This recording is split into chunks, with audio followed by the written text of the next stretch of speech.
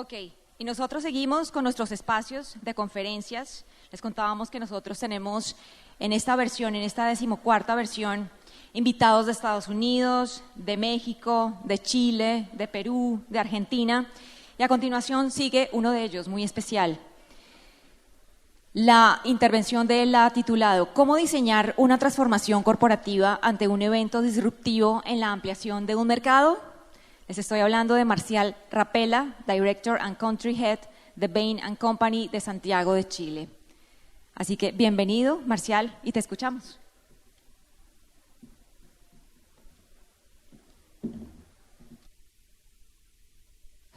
Gracias, Jen. Bueno, buenas tardes a todos. Gracias por participar en esta charla. Mi nombre es Marcial Rapela, soy socio de Bain, voy a poner un poquito, socio de Bain, como decían ahí, de la oficina de Santiago de Chile. Hace ya 23 años que estoy con Bain y básicamente me especializo en grandes transformaciones, sobre todo en el sector de servicios financieros, ¿sí? Quería comenzar agradeciendo un poco a Nuam. Nuam ha permitido que los apoyemos por muchos años en la integración de las bolsas de los 3 países y creemos que ya es un éxito y lo seguirá siendo no solamente para la empresa, sino también para los ejecutivos de la empresa, ¿no?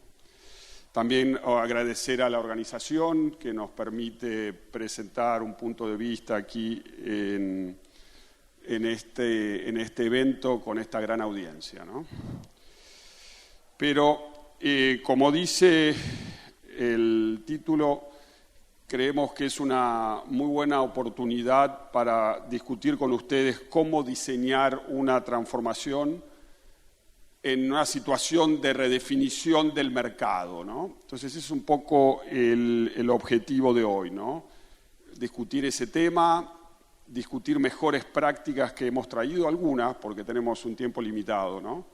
Pero que espero que sean de utilidad para ustedes en este proceso.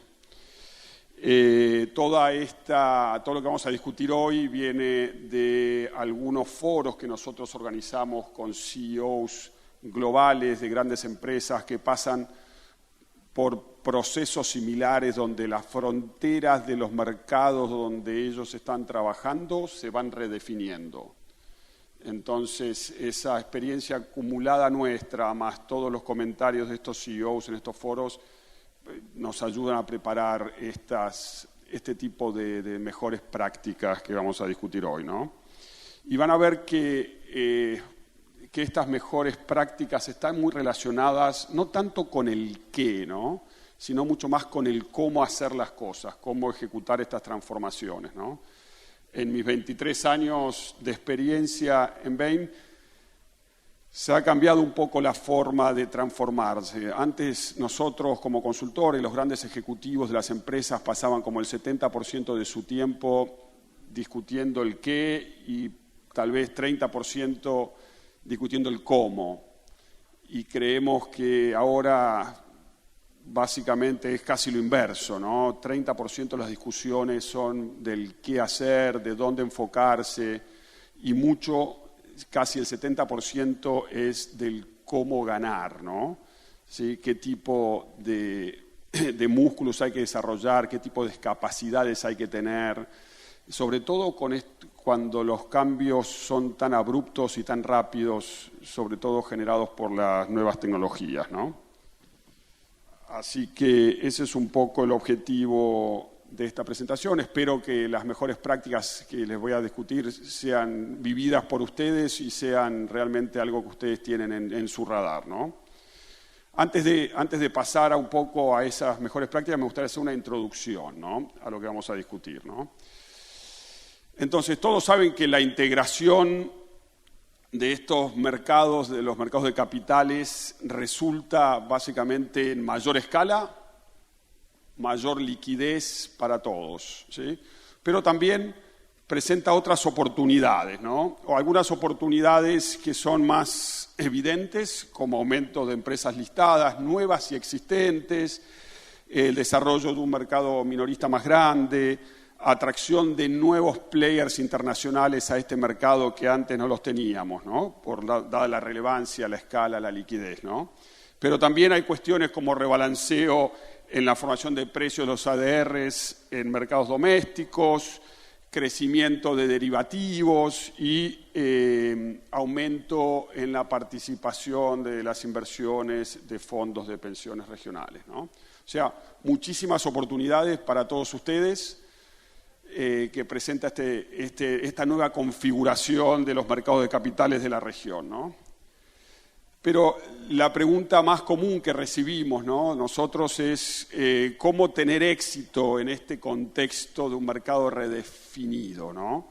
Porque hay muchas oportunidades, pero como van a ver ahora también pueden haber algunos riesgos, ¿no? Entonces, ¿cómo tener éxito? Es la gran pregunta, ¿no? Y para eso, déjenme ilustrar con un ejemplo donde les voy a mostrar cómo un mercado de servicios financieros, el mercado bancario, se ha venido redefiniendo o a partir de la globalización ha cambiado muchísimo la fisonomía que tiene, ¿no? Entonces, voy a empezar este ejemplo con una visión del market cap de las 20 empresas de servicios financieros bancarios en el 99, o sea, hace muchísimos años atrás, 25 exactamente. Y fíjense que había players que hoy ya no los reconocemos, ¿no?, entre esos 20, ¿no? Y fíjense lo que pasó 5 años después, en el 2004. Muchas de esas empresas perdieron mucho valor, muchas de esas empresas aumentaron su valor. Y sigo avanzando un poco más y me voy 5 años más adelante, ¿no? Y fíjense cómo muchas de esas empresas, la mayor parte, fueron adquiridas o perdieron todo el valor, ¿no? O sea, empresas casi 10 años atrás estaban en el top 20, hoy ya en el 2009 ya no existen, ¿no? Déjenme seguir avanzando o las ordeno un poco, ¿no?, para que vean ahí cómo quedaron las 20 que teníamos en el 99, ¿no? Ahí voy a pasarme al 2009 nuevamente y mostrarles los nuevos entrantes, porque ¿qué pasó? No solamente estas empresas perdieron valor o se fusionaron, sino que entraron otros nuevos players. O sea, este tema de redefinición de fronteras de mercado permitan que nuevos players abunden, entren y sean exitosos. Y fíjense, muchos de esos son de otras regiones, como los bancos chinos o asiáticos que antes no tenían tanta relevancia, ¿no? Y esto, estoy haciendo un paso ahora, otros 5 años más, 2014, mucho más cercano. Fíjense también cómo los top 20 siguen cambiando, ¿no? Algunos pierden valor, otros ganan valor, todo se redirecciona, ¿no? Y esto es una visión más reciente, de algunos años atrás. Acá no tengo ni siquiera Newbank, pero fíjense cómo cambia todo, ¿no? Cómo los bancos que estaban en el 2009 ya no son los mismos, ¿sí? Entran nuevos nuevamente, algunos salen del ranking, otros pierden valor, ¿sí? Y la visión cambia fuertemente, ¿no? ¿Cuál es el mensaje acá, no? Que ante estas redefiniciones de mercado, ¿sí?, el desempeño de las empresas cambia bastante, ¿no? ¿Y por qué es eso? La pregunta es ¿por qué? Porque cambiar es muy difícil, ¿sí? Cambiar es muy difícil. Nosotros tenemos, desde hace como 20 años, acompañamos los resultados de las grandes empresas que tienen información pública, ¿no? Y en todas ellas marcamos claramente cuando ellos entran o anuncian algún proceso de transformación. Y hacemos entrevistas con ellos y los visitamos y tratamos de entender un poco cuál es el desempeño de esos procesos de cambio, ¿no? Y como pueden ver ahí, las estadísticas no son muy favorables al cambio, ¿no? Solo 12% de las empresas pueden por lo menos llegar o superar los resultados que prometieron en sus procesos de transformación. Solo el 12%. El 75% realmente no puede entregar lo prometido, diluye mucho los resultados. Y el 13% directamente entrega resultados muy tímidos o pobres, ¿no? Entonces el cambio es difícil. Y es por eso que ustedes están en una situación súper buena, porque tienen un mercado ampliado, tienen realmente muchas oportunidades, como vimos, a partir de la liquidez, de la escala, pero hay que ajustarse, hay que cambiar, y como les decía, el cambio es difícil, ¿no?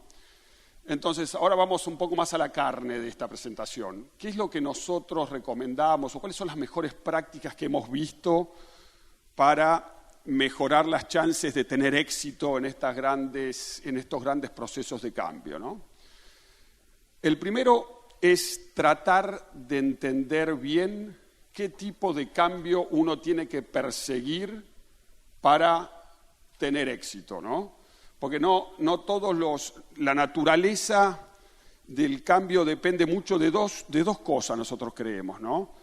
Lo primero es que está en el eje vertical de esta matriz, ¿no? Que habla un poco de la estabilidad del modelo de negocios que estamos usando, ¿no? Y la otra dimensión depende mucho de la posición competitiva que tenemos, ¿no? Yo cuando veo las empresas que están presentes hoy, yo creo que son realmente empresas que tienen una posición competitiva bastante sólida, ¿no? Entonces, déjenme enfocarme un poco más en el eje vertical, ¿no? Cuando nosotros decimos de un de un modelo de negocios estable o obsoleto, ¿de qué hablamos, no? ¿Cómo lo podemos caracterizar, no? Y vemos tres grandes detonantes que generan esos cambios bruscos en los modelos de negocios, ¿no?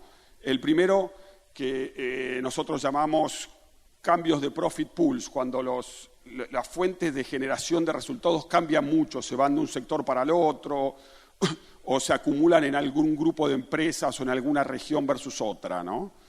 El segundo es un detonante de cambios en el modelo de negocio, que es cuando de alguna forma el modelo es amenazado por algo externo, ¿sí?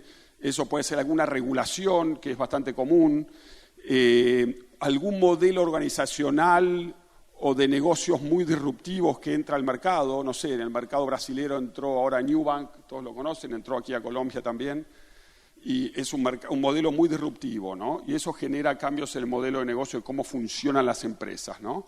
Y el tercero es cuando los modelos de diferenciación cambian también, ¿no? Entonces se agotan modelos de crecimiento, el espacio en un nicho que era muy rentable se ve reducido, o las preferencias de los clientes cambian bastante, ¿no?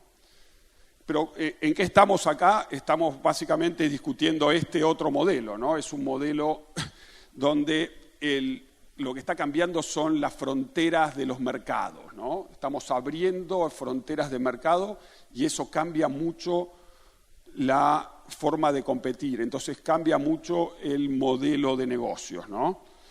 Y eso considerando que todos estamos realmente en una posición competitiva sólida en esta sala, caemos en un modelo de cambio que nosotros denominamos como de transformación, ¿no? Cuando realmente somos fuertes, pero cuidado que la forma de encarar nuestro negocio va a cambiar bastante, ¿no? Y ahí es donde tenemos que setearnos como en un proceso de transformación, ¿no? Entonces, entender bien eso creemos que es algo muy relevante para todos ustedes en este momento, ¿no? Que realmente tienen que pensar en una transformación dado el nuevo mercado que tienen, ¿no? El segundo concepto que asegura, no asegura el éxito, pero está bastante correlacionado con el éxito, es comenzar las transformaciones desde y hacia el cliente, ¿no? Parece un poco obvio, ¿no? Pero la verdad gran parte de las transformaciones que he visto donde han fracasado es porque empiezan mirando sus procesos internos, tratan de escalar desde un proceso interno, o miran un poco a la competencia y tratan de copiar a la competencia, o miran a otros mercados y tratan de copiar a otros mercados. Entonces, poner las transformaciones, o setear las transformaciones desde el cliente y hacia el cliente es fundamental.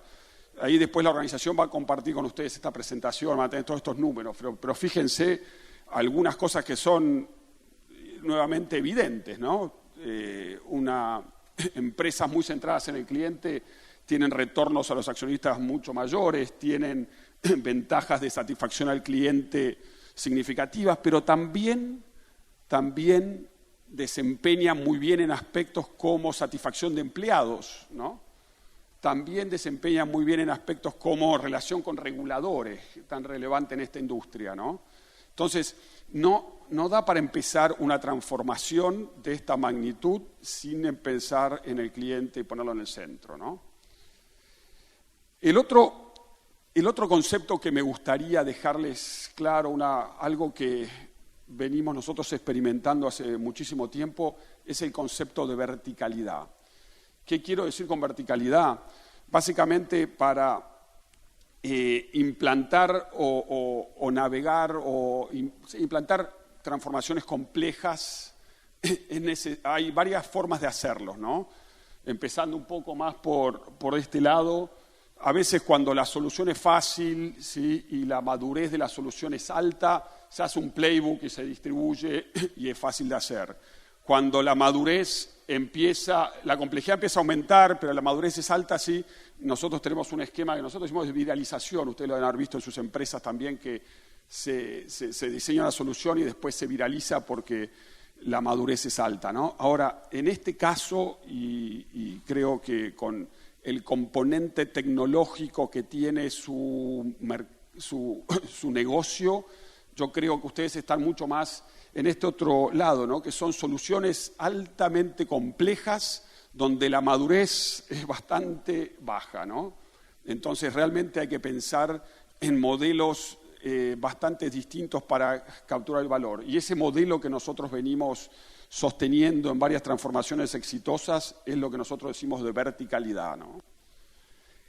¿Qué es concretamente eso de verticalidad? Déjeme hacer una analogía con grandes programas horizontales que habitualmente fracasan en este tipo de transformaciones, ¿no? Es un enfoque, la verticalidad habla de realmente tener un enfoque muy nítido en donde se necesita una solución específica, ¿no?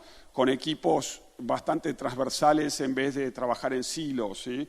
Pero sobre todo con un tema importante. Cuando se diseña una solución, se diseña en un sector bastante discreto, ¿sí? Ahora les voy a comentar bien, y después se escala. Siempre se está pensando en cómo escalar la solución. No es un piloto, sino que es una solución que viene ya pensada para escalar, ¿no? Nosotros tenemos un concepto que nosotros les decimos de microbatalla, ¿sí? ¿Qué quiere decir una microbatalla?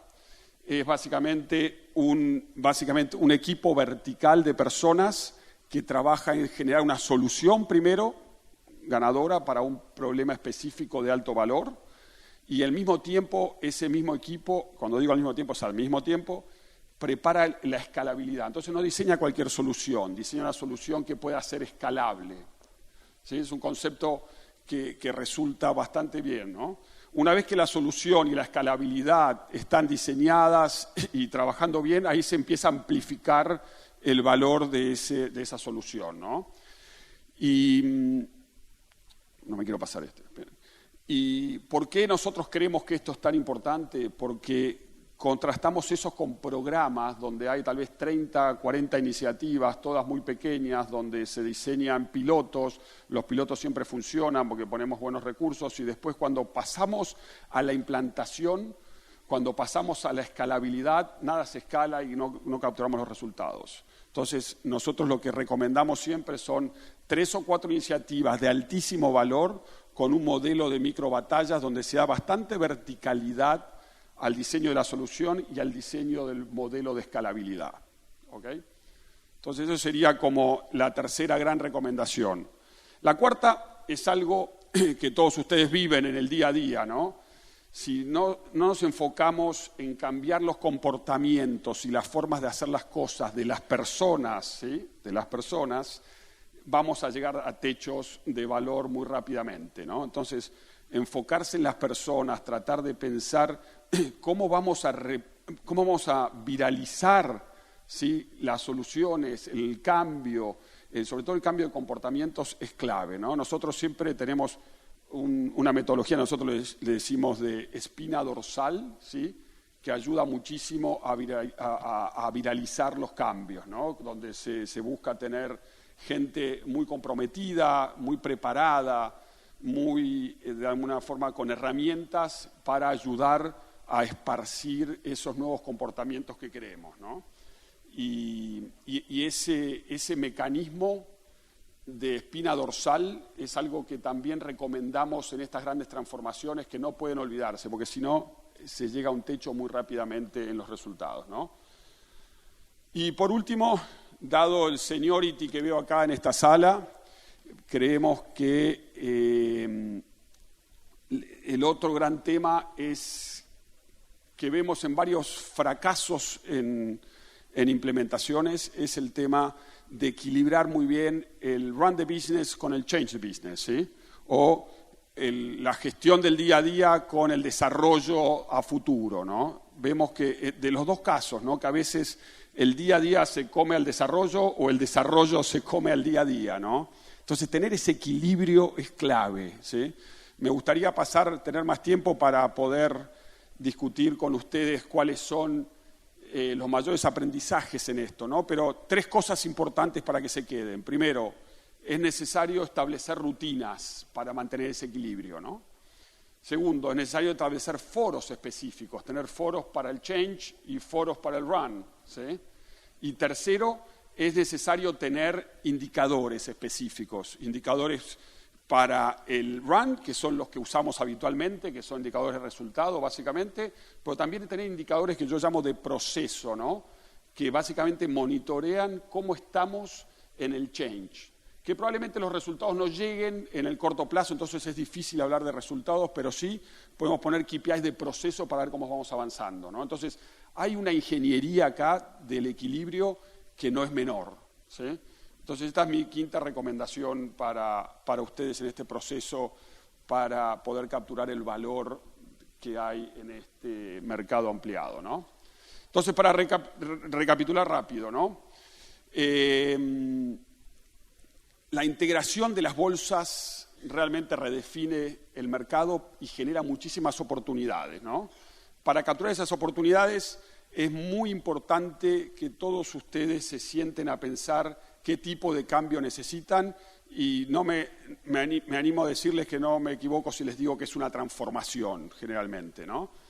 Para que esas transformaciones funcionen, algunas cosas importantes, hablamos de centralidad en el cliente, hablamos de verticalidad, hablamos de usar columnas vertebrales de patrocinio para cambiar comportamientos de personas y sobre todo hablamos un poco al final de cómo equilibrar el run con el development de business, ¿no?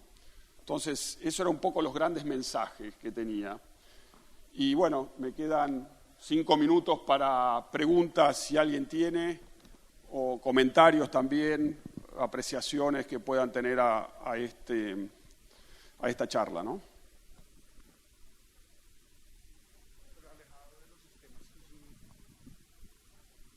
Parece que hay pocas.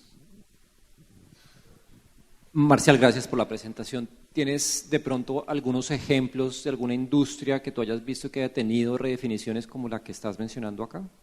Sí, aparte de la que presentamos de servicios bancarios, hay industrias como es la aviación, que hace como 20 años fue desregulada fuertemente y permitió que empresas locales empiecen a volar en mercados donde antes no volaban, ¿no? O era muy difícil obtener las licencias de operación entre mercados o slots en aeropuertos, ¿no? Hoy en día son de alguna forma industrias que han cambiado significativamente. Si yo les muestro el mismo gráfico que mostré los bancos de las compañías de aviación, se van a agarrar la cabeza, ¿no? Porque hay empresas que antes eran gigantes, tipo, no sé, en Brasil existía Varig, que era la empresa más grande de América Latina, la quinta del mundo, y hoy ya no existe, ¿no? Y Ryanair no estaba ni siquiera, que es como el New Bank de la aviación, ¿no? Entonces, hay varias, ¿eh? Y generalmente cuando de alguna forma las fronteras se hacen más permeables, termina pasando un poco eso que vimos ahí, ¿no? Por eso esta charla era un poco enfocada en eso. Las fronteras se están haciendo completamente permeables ahora para ustedes, entonces todos ustedes van a tener que estar pensando en una transformación, no hay mucha escapatoria, ¿no? Y por eso estoy tratando de pasarle cuáles son para nosotros, ¿sí?, los 5 cosas más importantes. Hay muchas más, ¿no? Pero las 5 que podía resumir en 40 minutos, ¿no?